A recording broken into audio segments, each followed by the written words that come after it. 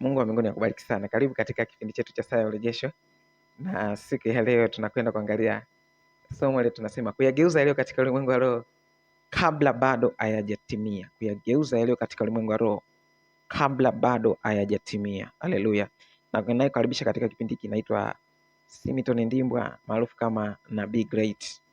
Kuyageuza yaliyo katika ulimwengu wa roho kabla bado hayajatimia. Haleluya. Na watu wengi hawajui siri hii ambayo inaendelea, kwamba kuna ulimwengu wa roho alafu kuna ulimwengu wa mwili. Haleluya. Na nimeona kwamba wale ambao hawajui ni victim, ni waathirika wa hii siri, ndio ambao hawajui, lakini wengi ambao wamefanikiwa kutokuwa victim, kutokuwa waathirika wa siri hii, nimewakuta wakiwa wanajua vizuri sana. Haleluya. So kama una wasiwasi kwamba kweli kuna ulimwengu wa roho na ulimwengu wa mwili, huenda tayari wewe ni mwathirika wa ulimwengu wa roho na sheria zake zinavyotenda kazi katika ulimwengu wa mwili. Haleluya. Ukweli wa mambo ni kwamba kuna ulimwengu wa roho alafu kuna ulimwengu wa mwili. Haleluya. Kuna ulimwengu wa mbegu chini ya ardhi, alafu kuna ulimwengu wa matunda juu ya ardhi. Haleluya. Kuna ulimwengu wa mbegu chini ya ardhi, alafu kuna ulimwengu wa matunda juu ya ardhi. Ukijua ulimwengu wa matunda tu utakuwa ni mwathirika kama hautajua ulimwengu wa mbegu. Haleluya. Mtu anaye control mbegu ana control na matunda pia. Okay? Mtu anaye control matunda tu, siku yule anaye control mbegu akistaafu, akibadilika, akiacha, huyo anaye control matunda ameathirika tayari, ni victim. So katika kipindi kinataka tuangalie ulimwengu wa roho ambao ni ulimwengu wa mbegu dhidi ya ulimwengu wa mwili ambao ni ulimwengu wa matokeo au matunda. Haleluya. Namna vitu hivi ambavyo vinahusiana vimekuwa ni changamoto na ni chanzo cha matatizo mengi ambayo yanaendelea katika mtu binafsi na katika taifa au jamii kwa ujumla. Matatizo mengi ambayo yanaendelea kwa taifa kama la Tanzania ni matokeo ya kile ambacho kinaendelea katika ulimwengu wa roho. Kwanza, kile ambacho kinaendelea katika ulimwengu wa roho ndicho ambacho kinaamua nini kinaendelea katika ulimwengu huu wa mwili. Haleluya. Nasoma kitabu cha Wakorinto wa pili. Wakorinto wa pili sura ya 4 mstari wa 18.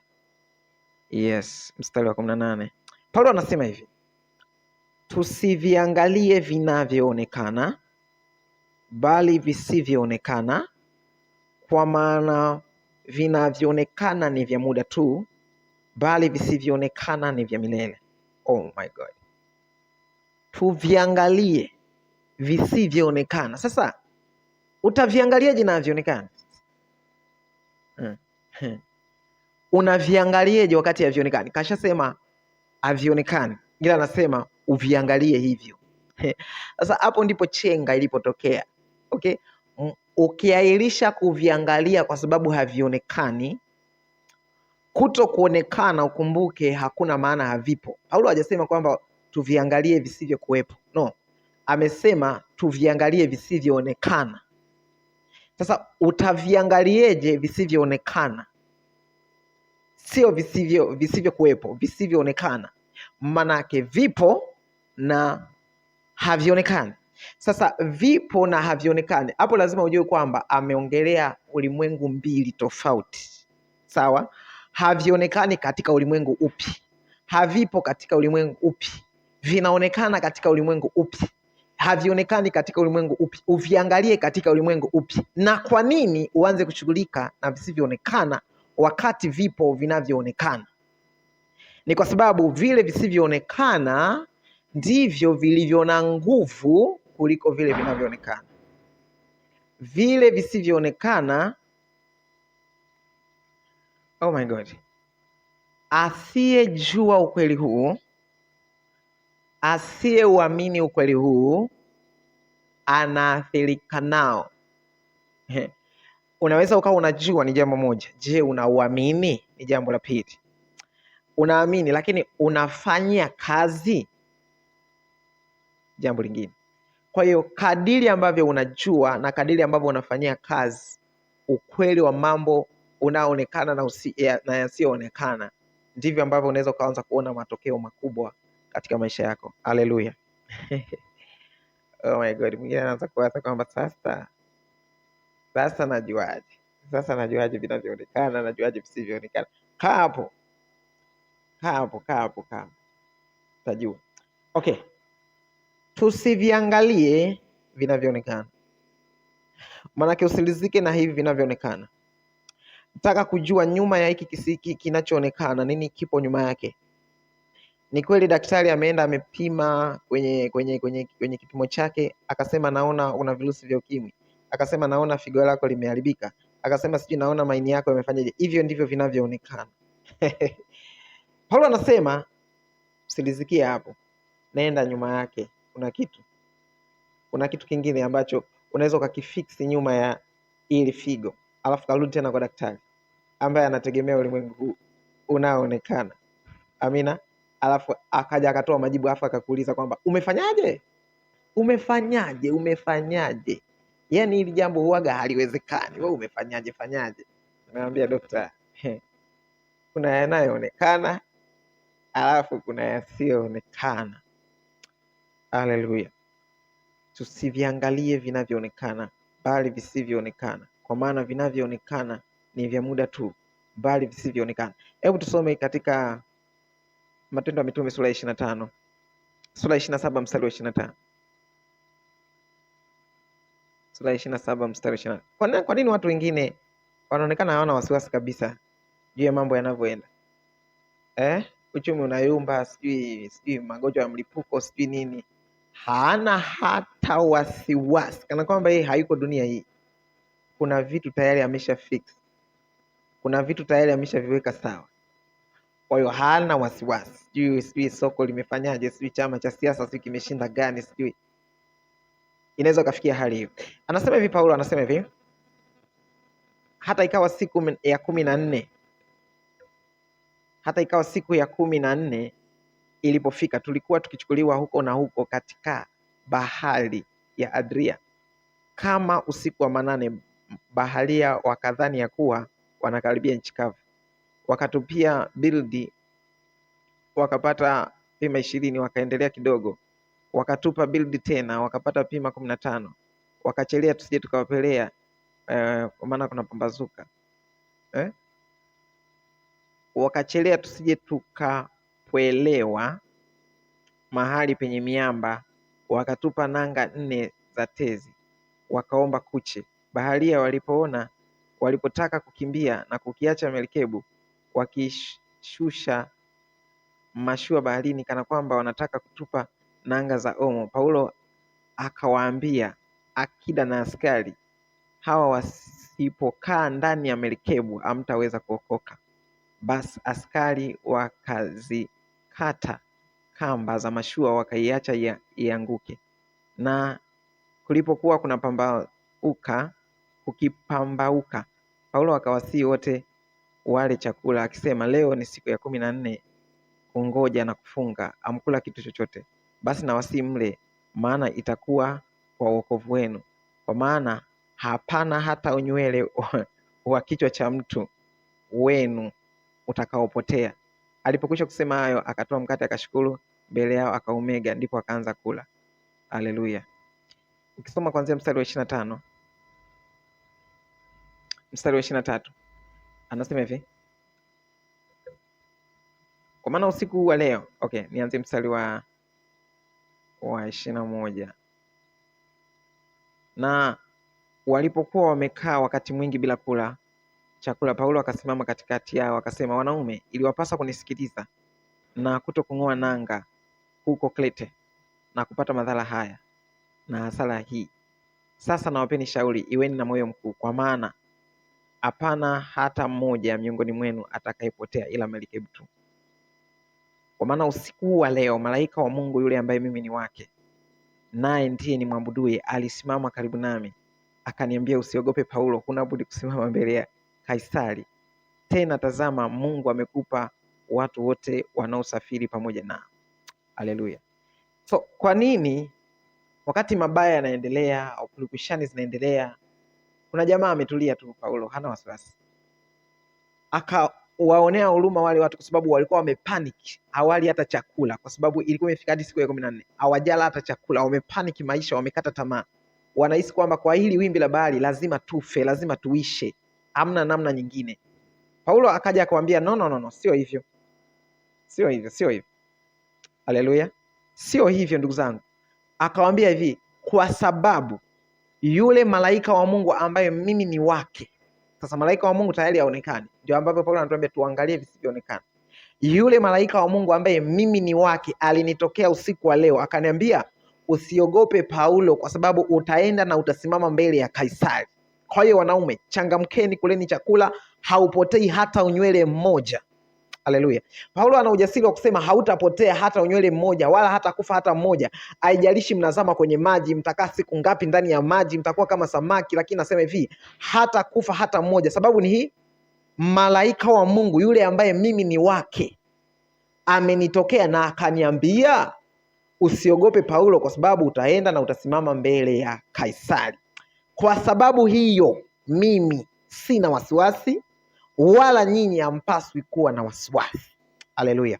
Ndiyo maana ya kusema kwamba tusiweke nia, tusiweke imani katika vitu vinavyoonekana. Sikia, kuna vitu vingine ambavyo havionekani. Kwa hiyo hapa Paulo anatuonyesha kwamba jeuri yake katika safari mbaya kama hii, jeuri yake ni kwamba ana mawasiliano na ulimwengu usioonekana, na katika hayo mawasiliano na ulimwengu usioonekana tayari wamesha fix mambo, tayari wamesha jibu matatizo yote. Haijalishi huku katika ulimwengu unaoonekana nini kinaendelea, bado ana uhakika wa safari yake, bado ana uhakika wa afya yake, bado ana uhakika wa uchumi wake, bado ana uhakika, haijalishi wanakaa miezi sijui mingapi kwenye maji, hata kama wataogelea kama samaki, bado ana uhakika safari yake ni salama, na anapoenda anafika, na kazi aliyotumwa anaenda kuifanya.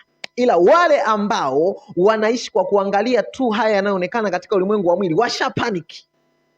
washapaniki. Huyu askari alianza kutupa mizigo na alitaka awaoe wafungwe wote. Akisha waua naye sijui atajiua, kwa sababu anasema wasije hao wafungwa wakapona afu wakaenda wakanisababishia kesi huko, bora wafe wote.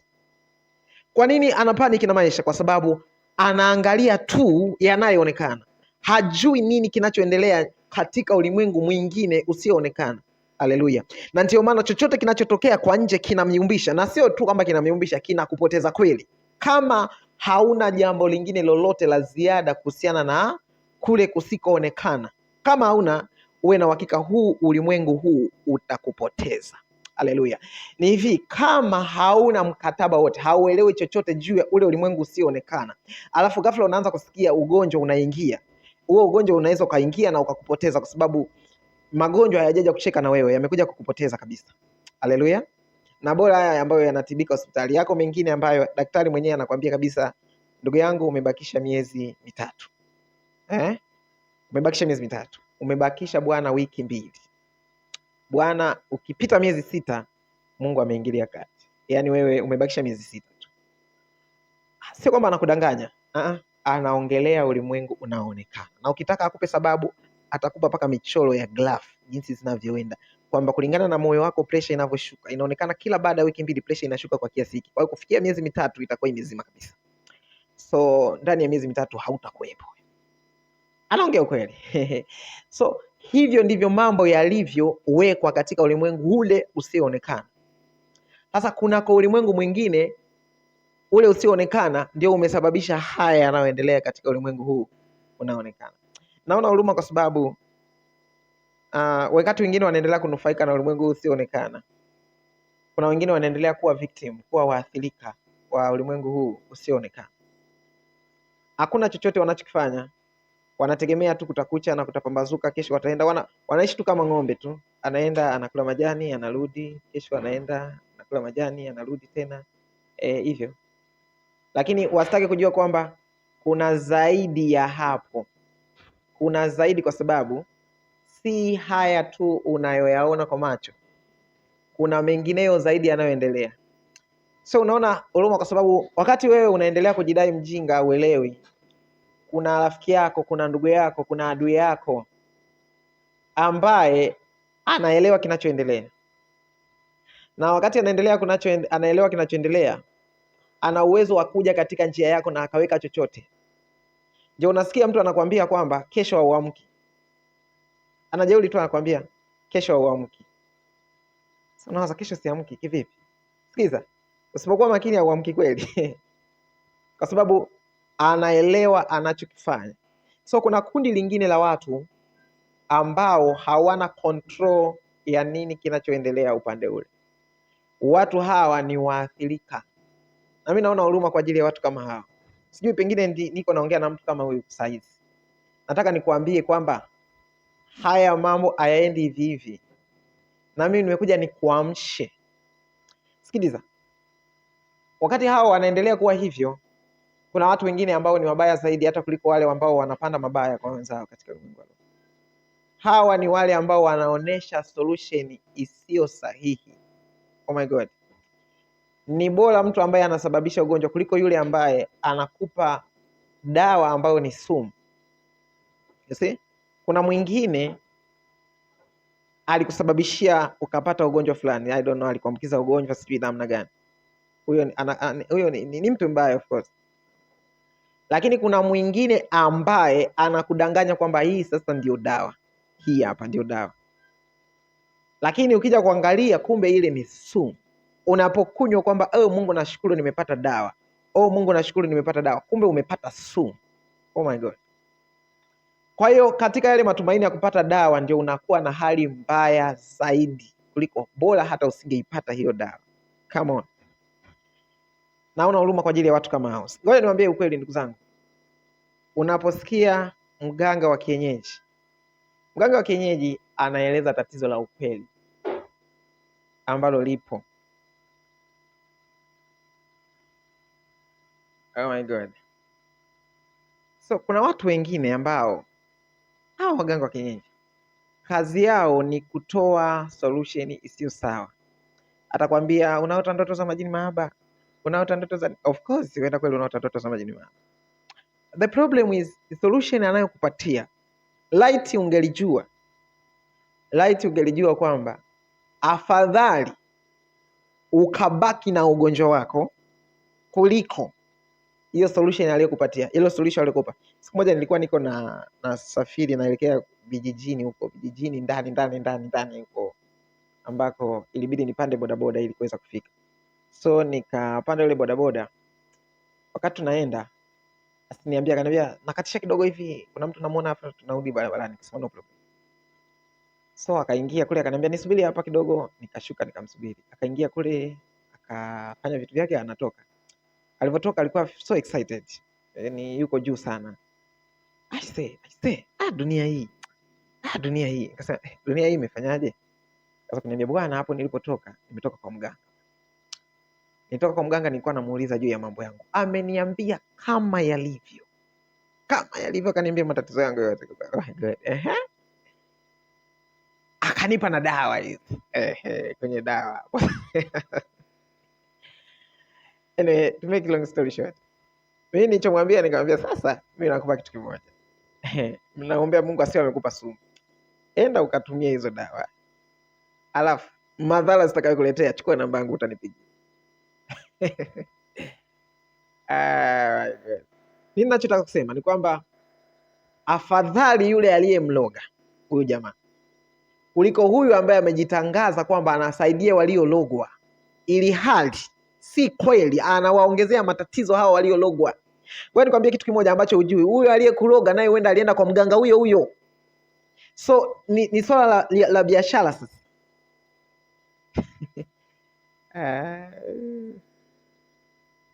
Iko dawa kamili, iko dawa salama. Kwani nifumbue ukweli kidogo.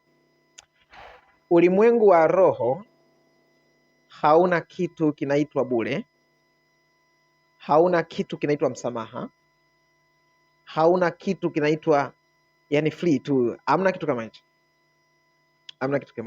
Namba 2, ulimwengu wa roho unatenda kazi kwa kafara ya damu.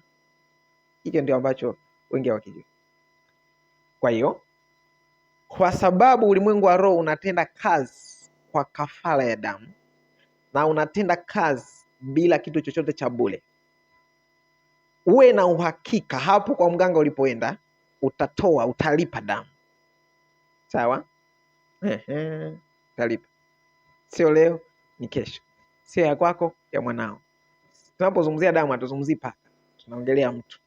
Ulimwengu wa roho hautendi kazi bila maagano ya damu, hamna kitu kama hicho. Okay, so kitakachotokea ni kwamba kwa sababu umepata matibabu unayodhani kuwa ni ya bure, unayodhani kuwa ni ya bure, huku sio ya bure, itafika muda utalipia. Sasa itakapofika wakati wa kulipia gharama ulizoambiwa na mganga, ndipo ambapo utakuja kuona kwamba ni gharama ndogo sana kuliko gharama halisi ambayo unaenda kulipia. Unataka uniambia nini? Kwamba wewe solution unaotaka kuleta, hiyo solution lenyewe pia linataka damu? Ndio. Tofauti ya huko na huku ni kwamba kule damu inatafutwa, damu ya tatizo lako liishe. Huku damu imeshatolewa. Haleluya, damu imeshatolewa. Katika Ufunuo wa Yohana sura ya 13 mstari wa 8 anasema hivi: na watu wote wakao juu ya nchi watamsujudu kila ambaye jina lake alikuandikwa katika kitabu cha uzima cha mwanakondoo aliyechinjwa tangu kuwekwa kwa misingi ya dunia. Aliyechinjwa tangu kuwekwa kwa misingi ya dunia. Kwa hiyo kuna damu ya mwanakondoo aliyechinjwa. Mwanakondoo ameongelewa ni Yesu Kristo. Kwa hiyo tofauti ya kwenda kwa mganga na kuja kwenye maombi. Kwa nini nasema uje huku usiende huko? Kwa sababu kule gharama unakwenda kulipia upya. Sikiliza, hata aoneshe anakuhurumia kiasi gani, mganga hawezi kutoa damu ya mtoto wake kwa ajili yako. Hiyo unajidanganya. Hata aoneshe anakuhurumia kiasi gani, mganga hawezi kutoa damu akaua mke wake kwa ajili yako wewe. Hiyo unajidanganya. Hata aoneshe anakuhurumia kiasi gani, anakudanganya. Na mimi hata mimi mwenyewe siwezi kutoa damu yangu kwa ajili yako. Niko hapa nikutangazie damu iliyomwagika kwa ajili yako. Akasema, njoni kwangu ninyi nyote mnaosumbuka na wenye kulemewa na mizigo, nami nitawapumzisha. Kwa nini? Sio anapumzisha bure, no. Ulimwengu leo hautambui kitu cha bure. Hakuna bure hapa. Gharama ametoa yeye. Haleluya. Gharama ametoa yeye badala ya kutoa wewe. Tofauti ya kule na hapa ni kwamba hapa gharama imekwisha kutolewa. Hapa unakuja, gharama yako ni imani yako tu, kile unachoamini. Sasa tutakwenda kuomba, Bwana anakwenda kufungua. Lakini tofauti na kule ni kwamba gharama unakwenda kulipa wewe ndio utakuwa gharama yako mwenyewe. Na tofauti ni kwamba mganga hata kuambia ukweli huu, atakuficha kwa sababu anataka wewe uwe mwathirika wa ulimwengu wa roho. Sikiliza, ile ni biashara ya shetani, anatafuta damu za watu. Ile ni biashara ya shetani, anatafuta roho za watu. Ni watu wangapi leo kawakusanya, akusanye nafsi zao zikatumikishwe misikule huko? Ni watu wangapi leo anakusanya mganga, anakusanya walioandikiwa miaka 100, ile miaka kuanzia let's say Mungu alikuandikia utaishi miaka 100. Unapoenda pale kwa mganga, inaweza ikachukuliwa damu ya kuanzia miaka 50 mpaka 100, ukaishi miaka 50 unakufa. Alafu ile mingine sio kwamba unakufa kweli, no, unaelekea katika kutumikia ile gharama ulioinufaika. Haleluya, ulionufaika. Wengine wanaitumikia hapa duniani kwa machozi na majonzi mazito. Ilikuwa kijijini huko Kongwa huko, si wapi Mpwapwa, si so kule nikakutana na familia fulani. Ile familia karibu kila mwaka anaenda mtu, naposema anaenda anamaanisha anakufa mtu.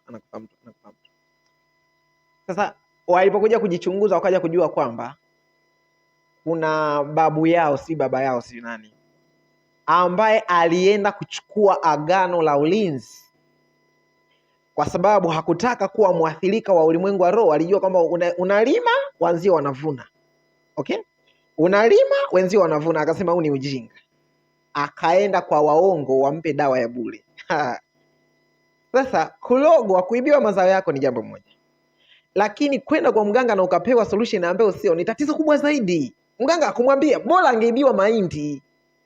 Sasa kilichotokea, watoto wake ndio wakaanza wanaondoka. Baada ya lile agano kuwa lilikaa yapata miaka kama 30. limesha expire, linaanza kula. Likaanza kula watoto, kafa mtoto wa kwanza, kafa mtoto wa pili, kafa. Sasa tumefika pale, tuko msibani kwa sababu ilikuwa ni jirani na pale ambao tunakaa. Tuko pale msibani, tunaendelea pale kuimba zile tenzi zile msibani, sijui nini. Ghafla nikaona wingu la Bwana likanishukia. Wingu la Bwana likanishukia, Roho wa Bwana akanionyesha kwamba yule pale amechaguliwa na mashetani, ndiye anayefuata katika hii kampeni.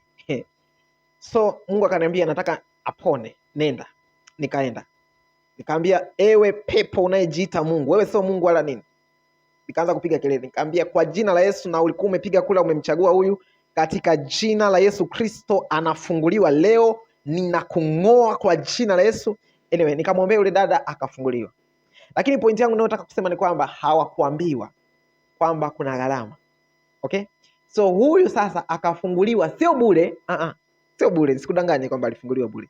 Alifunguliwa kwa gharama, lakini gharama hii hakuilipa yeye. Gharama hii aliilipa Yesu Kristo. Ndio maana tunaposema Yesu ni mzuri, sio sura yake. Sura yake jamani, hakuna aliyewahi kumuona. Wote waliowahi kumuona wote washakufa. Tunapoongelea uzuri wa Yesu, tunaongelea kazi ya damu yake. Kazi ya damu ya Yesu Kristo imelipa badala yako. Mimi sijui unasumbuliwa na nini kimewekwa katika ulimwengu wa roho ili uendelee kuteseka na mafigo, ili uendelee kuteseka na mapafu, ili uendelee kuteseka na ulevi, ili uendelee kuteseka na umaskini, ili uendelee kuteseka na shida gani. Mimi sijui nini kimewekwa katika ulimwengu wa roho, lakini nachotaka nikwambie ni kwamba gharama imekwisha kulipwa. Hakuna haja ya wewe kuendelea kuteseka. Gharama imekwisha kulipwa. Hakuna haja ya wewe kuendelea kupata shida. Kwa nini? Unafikiri Yesu anajisikiaje ikiwa alilipa gharama ili wewe utoke kwenye shida, bado unasumbuka? Mapepo ya ulevi yanakuhangaisha, yamekufanya wewe ndio kitanda chao. Yaani wewe unachowaza asubuhi ukiamka ni pombe, unakopa hela kwa ajili ya pombe, kila siku unasema naacha, uache, kila siku unasema naacha. Huwezi kuacha kwa akili zako, kwa sababu ulimwengu wa roho unahitaji gharama. Kwa gharama ipi? Uache kwa gharama ipi iliyolipwa? Leo nimekuja nikutangazie gharama iliyolipwa. Inaitwa damu ya Yesu Kristo, aliyechinjwa tangu kuwekwa kwa misingi ya nchi. Aliyechinjwa tangu kuwekwa kwa misingi ya nchi. Kwa gharama hiyo tunasonga mbele. Kwa gharama hiyo tunashinda. Kwa gharama hiyo hakuna mtego wa ibilisi ambao unaweza ukaendelea kusalia. So nataka tuende tukafanye maombi sasa. Oh Jesus Christ. Ripo shakata maziki tipi shanda kata na masakatos. Eklepe shakata mazato klopo shanda class debiste. Entutapishana class debisheni class dos. Wewe ambaye unatuangalia kwa njia ya televisheni, Mungu wa mbinguni akubariki sana. Na kabla sijaenda katika maombi, nikushirikishe, ikiwa moyo wako pia unaguswa kwa ajili ya kuchangia huduma hii. Kumbuke tuna gharama kadha wa kadha hapa kwenye television, lakini pia tuna gharama kwa ajili ya injili za nje ya mji. Unaweza ukahusika kwa sababu na wewe inakuhusu, kwa sababu unahitaji kubarikiwa na Mungu, na kwa sababu pia injili ni sehemu yako, kama ambavyo wewe umepata na ambavyo na wengine pia wanahitaji kupata. Lakini unapateje? Kuna mtu ametoa mpaka tumefika hapa, na wewe unaweza ukatoa mpaka tukafika pale, na mwingine akatoa mpaka tukafika pale, alafu tukajikuta tumetimiza lile nendeni ulimwenguni kote, tukawafikia watu wote ambao bado wamefungwa na minyororo ya shetani, akawaacha katika jina la Yesu Kristo. So nataka nianze kuomba na watu sasa. Kuna watu ambao wamefungwa na magonjwa, mwingine umerudishwa nyumbani kabisa kwamba nenda ukafe kwa sababu daktari amefanya kila anachokijua, amesema mwisho wangu utaishia hapa, na akawashauri ndugu zako kwamba hamna mnachokifanya hapo hospitali, mwacheni tu aende nyumbani, mtasafirisha maiti kwa gharama, kwa hiyo acha tu akafie nyumbani. Kwa huko hapo hauna matumaini, lakini nimekuja kusema kwamba gharama yako imelipwa. Yes, na kwa sababu gharama yako imelipwa, leo unatoka katika hiyo shida kwa jina la Yesu Kristo. Yes, lakini uko mwingine hapa unasumbuliwa na nguvu za giza, vitu vinatembea mwilini mwako, uelewi, mikono, miguu, uelewi. Yes, nimekuja kutangaza kwamba gharama imelipwa. Yes, gharama imelipwa. Unateseka kwa ajili ya nini? Gharama imelipwa katika jina la Yesu Kristo linalopita majina yote. Gharama imelipwa. Jesus. Rikachava Santa Claus. So unaweza ukaendelea kutoa sadaka sasa katika namba hiyo hapo kama unaiona hapo kwenye TV yako.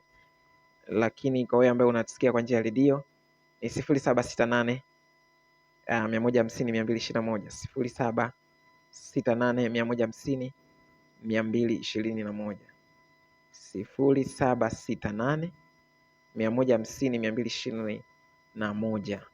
Jina litakuja Simiton Ndimbwa, na Mungu wa mbinguni atakubariki na kukuzidisha kwa kuhusika kwako katika kuisogeza kazi ya Mungu mbele. Haleluya. Yes, nataka nianze maombi sasa katika jina la Yesu Kristo. Wewe ambaye unasumbuka na eneo fulani la mwili wako ambalo linakusumbua, utaweka mkono wako katika hilo eneo. Lakini wewe ambaye unasumbuka na eneo lingine tu, weka imani na utaweka mkono wako katika moyo wako, ishara ya nafsi yako, na Bwana ataenda kukugusa sasa kwa maombi haya. Haleluya. Asante Bwana Yesu kwa sababu ya gharama ambayo umekwisha kuilipa. Yes. Neno lako nasema katika Mathayo sura ya 7, sura ya 8 mstari wa 16 na 17. Jioni ile Mungu uliletewa wenye pepo na wagonjwa, na ukawaponya wote waliokuwa hawawezi kwa neno lako, ili litimie lile neno lililonenwa na nabii Isaya kwamba mwenyewe alitoa udhaifu wetu na kuchukua magonjwa yetu. Katika jina la Yesu Kristo, ni ili litimie lile neno lililonenwa kwamba mwenyewe ulitoa gharama, ulitoa. Kwa jina la Yesu Kristo, kwa ajili ya gharama uliyoitoa msalabani, kwa ajili ya gharama uliyoitoa msalabani, kwa jina la Yesu Kristo, na mimi naamuru magonjwa na madhaifu katika mwili huu yaondoke sasa kwa jina la Yesu Kristo. Naongea na nyinyi magonjwa kwa majina yenu, iwe ni kansa, iwe ni kufeli kwa figo, iwe ni kufeli kwa ini, katika jina la Yesu, kwa majina yako, kwa jina la Yesu Kristo. Nimekuja kutangaza kwamba mtu huyu amesikia neno na kwamba gharama imekwisha kulipwa. Gharama yeye kuteseka imekwisha kulipwa. Hakuna haja ya yeye kuendelea kuteseka tena. Katika jina la Yesu Kristo, ninakemea kila failure kwa jina la Yesu Kristo. Failure katika figo, katika mapafu, kwa jina la Yesu Kristo. Katika kiungo chochote cha mwili, uwe ni moyo, iwe ni akili, iwe ni macho, kwa jina la Yesu Kristo wa Nazareti. Naamuru uzima sasa katika jina la Yesu. Naamuru uponyaji sasa katika jina la Yesu. Awe mzima hapo alipo kwa jina la Yesu. Awe mzima hapo alipo katika jina la Yesu. Katika jina la Yesu Kristo, pokea uzima kwa jina la Yesu. Pokea uzima kwa jina la Yesu. Katika jina la Yesu Kristo. Katika jina la Yesu Kristo. Baba, tena neno lako linasema kwamba ukawaita wanafunzi wako 12 ukawapa amri juu ya pepo wachafu ili watoe. Tazama, wako pepo wachafu ambao wamekaa katika miili hii sio wahusu. Wamekaa katika kazi hizi zisizo wahusu. Wamekaa katika urafiki huu sio wahusu. Aidha ni mahusiano ya watu yasio wahusu. Enyi pepo wachafu, sasa ninawaamuru kwa jina la Yesu Kristo, mwachie maisha ya mtu huyu, kwa sababu gharama yake ilikwisha kulipwa. Katika jina la Yesu Kristo, ninaamuru pepo wachafu kwa majina yako, toka, achia mwili huu. Toka, achia mwili huu kwa jina la Yesu Kristo. Kwa jina la Yesu Kristo, achia kazi zao, achia afya zao, achia miili yao, achia kazi zao, achia biashara zao katika jina la Yesu Kristo. Kila eneo lisilokuhusu kwa jina la Yesu ninakung'oa, kwa jina la Yesu nakuondosha katika jina la Yesu Kristo wa Nazareti aliye hai. Amen. Umekwisha kufunguliwa kwa jina la Yesu Kristo wa Nazareti. So ikiwa utahitaji mawasiliano zaidi, utanitafuta kwa namba hiyo kwa ajili ya maombezi zaidi na kwa huduma zaidi ya kiroho. Haleluya. Tukutane tena wiki ijayo katika saa na wakati kama leo. Mungu wa mbinguni akubariki sana. Haleluya. Amen. It shall be permanent. It shall be permanent. It shall be permanent.